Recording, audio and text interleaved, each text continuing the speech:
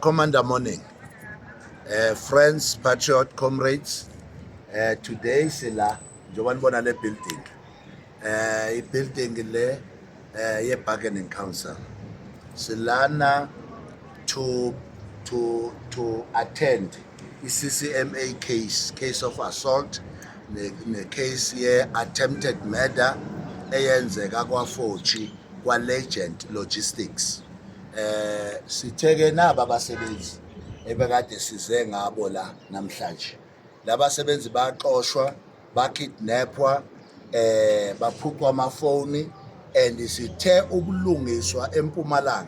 We cannot stand for exploitation nama unfair labor practice eMpumalanga. For whoever is ready to exploit abantu abamnyama or to exploit ama workers, silapho for you. We are here to say no one will exploit abasebenzi. Nalaba basasele, we are representing them, and the case yabo will be on very soon, because siya understand ukuthi nabo eventually kuyaqhutshekwa nje kancane, little by little they are getting rid of the workers okuyibona abazosebenzela abantwana babo. So today besino comrade Allen Umapoloba, our labor specialist obezomela kabasebenzi. We were here with the comrade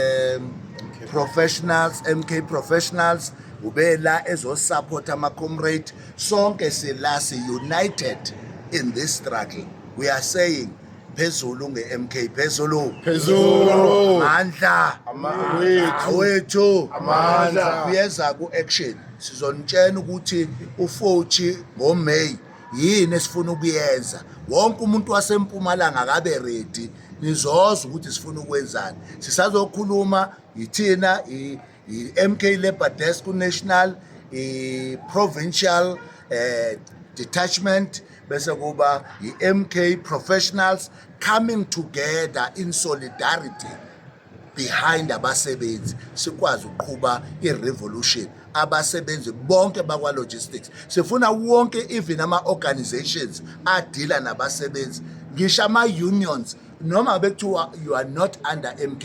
If you feel ukuthi abasebenzi they are under oppression because of ama-employers, please show up on that day. But ngoba asikakalixoxi, sizobonana nalo amandla awethu.